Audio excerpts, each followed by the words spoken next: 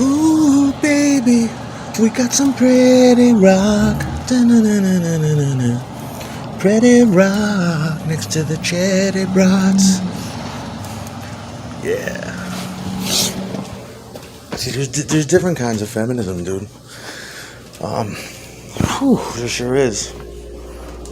That's a thing that started happening probably around the 1920s for real, but moreover in the 1960s, chicks would get together and basically bitch about their situation. In the 50s, rather. It was more like that. 60s came along and was another variation of feminism. The pill, burn the bras, which tells me that there's two types of feminists. and I'll break it down into this for you, since we're on the topic. You got your Kathleen Hanna, okay? We'll make it simple. You got your Courtney Love. Both are feminists, but very different types. Me, Bikini Kill. I mean, that's a heavy duty thing, dude. They sounded so good, and they looked just as good. At least Kathleen Hanna did. I can't tell you the amount of hours I've spent beating off, masturbating to Bikini Kill shows and photographs. I can't help it. I mean, the bitch, she looked so fucking good.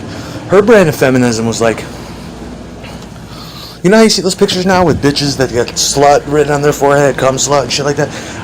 Kathleen Hanna was the first chick I ever seen do that. Really, you know? And she was the type of feminist that says, I was molested, but something within that, being sexualized, was enjoyable. I didn't like this aspect, but this aspect is also pleasurable. And now here I am confronting my own sexuality. I mean, she married the guy from the Beastie Boys. You know that he's doing the same, at least I think he is, doing the same thing I'm doing in my head. Yesterday. Because it was more personal to her, I think. Whereas Courtney's like, I'll just step out on anyone. I'm about my own femininity. You know? Kathleen Hanna, though, wearing fucking, like, basically underwear and a cut-off t-shirt, looking like that with that fucking face and that voice. The voice was also sexy. It's just too much for my dick. At least in my fantasies, that's the way it is, because I don't want to ruin the fantasy. I'm still thinking about Kathleen Hanna. And so were many other people at that time. You had Pinhead Gunpowder did that song, Kathleen. But I think Kathleen was straight up like, you're nice boys and shit, but there's just not enough money for that. For me to gag on these Berkeley dicks like that. Oh, no, thank you. I wonder if Kurt hit that, or at least tried to. You know he wanted to, even as a bisexual man. He's like, I gotta fuck Kathleen. Got to. But I totally lost what I was gonna say. I totally lost my whole premise on that. But yeah, there's like two types of feminists like that. Don't you think? I'm pretty sure that's the way it's going.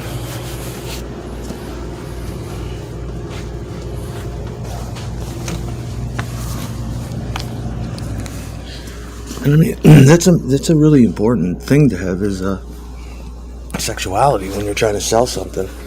She had tons of it. They sounded really good. And they did write their own songs. Get away from me. It's too hot in here. Now I have to fucking stand in here. I'm getting tired of this cramped fucking bullshit. Get the fuck away from me. But those are the differences. I gotta go outside. It's getting hot in here. We jerked off to Courtney too, of course we did. But Kathleen was right up there.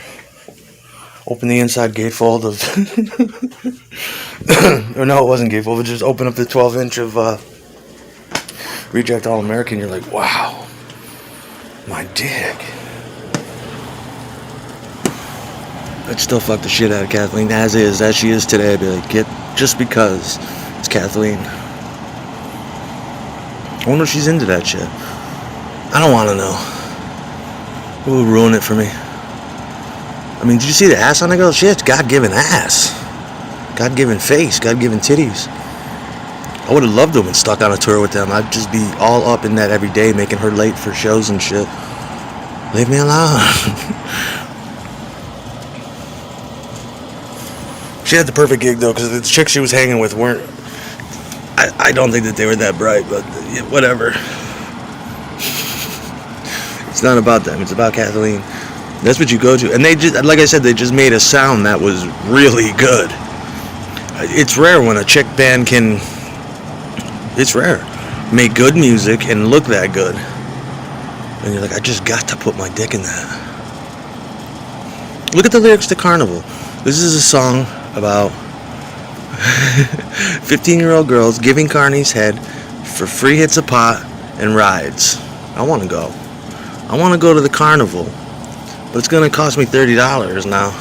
I want to go to the Carnival. See the girl with the feathered hair? I'm gonna win that Motley Crue mirror if it fucking kills me. Does that not sound like a good time, girl?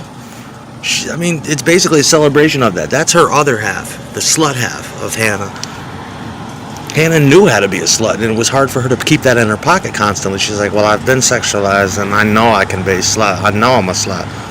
It's hard to keep that shit. That's the duality of feminism. But they were very real. They were a real group. I remember when they were still a group, and I followed them to the end, and their shows were real. They really had those. They were a real group. I don't think it matters if you write your own shit or not, especially now. I mean, gives a fuck, you know? It's all how you do it. Most chicks don't. And I don't care what chicks do. As long as they look good, they can tell me anything. But Kathleen never made the men listeners feel like neither did Courtney, really. But never made the men feel. They had strong feminist beliefs, and they never made the men feel, except for, you know. But that's the kind of shit that was going on at the time. The shows would get rowdy and people would get hurt all the time. It wasn't just about hurting girls.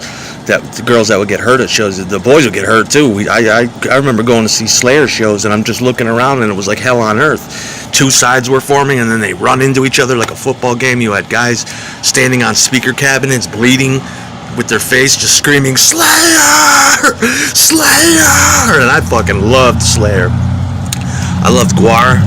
That's what my Mellobot, she likes Slipknot. It's like, that's cute, because her and her mother and I were Guar fans. We got to see Guar. It was kind of the same shit.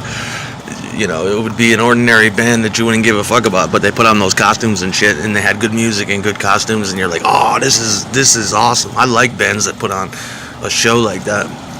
You know? Who's the Kiss fan, I wonder? I like Kiss. I always did. I like their showmanship. I like to look at them. And especially when it's old, grainy color film, you know, 35 millimeter shit. Is that my mother?